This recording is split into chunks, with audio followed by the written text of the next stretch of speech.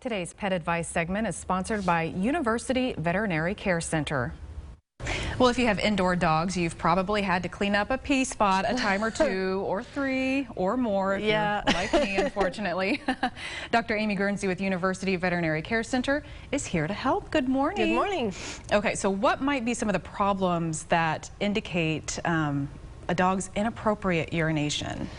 So any dog that has gone through its normal housebreaking training should know to kind of notify owners when they need to go outside. If you have a dog that is urinating in the home after it's completed training, you may be dealing with behavioral problems. Maybe dealing with some hormonal issues. If they're, a spayed, older female dog, you might be dealing with some incontinence. And then, of course, there's a laundry list of medical issues that can go along with inappropriate urination. They range from urinary tract infections to diabetes to kidney disease. So it could be a number of things. Wow, yeah. And so I'm assuming the next step then would be to contact your vet, set an appointment. Correct. What can we expect with that appointment? How can we prepare for that?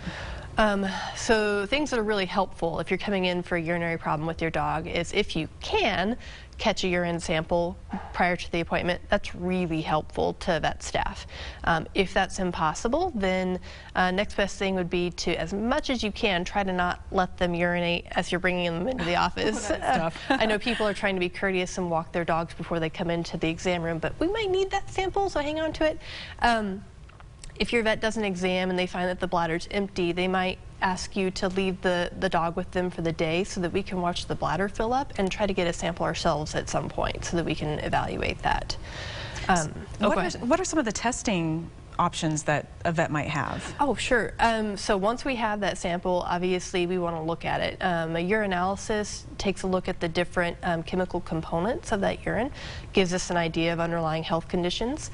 We'll also look at that urine under the microscope, and we're looking for crystals and bacteria and blood cells and cancer cells. We're screening for all sorts of things. Some clinics may offer urinary ultrasounds, so you can get a better idea of the urinary system, looking at kidneys, looking at the bladder itself, seeing what kind of problems we might have going on from an anatomical standpoint. And for most of these concerns, are there treatment options available? It depends on the diagnosis. So if your vet does a thorough workup of that urinary problem and everything looks really good, it may be behavioral. And they may send you to a trainer to talk about, are we dealing with a dog that just is marking? Or are we dealing with a dog that does submissive urination? If they find something, if it's a urinary tract infection, it might go on antibiotics. If it's an older dog that is leaking urine while they sleep, might go on some incontinence meds.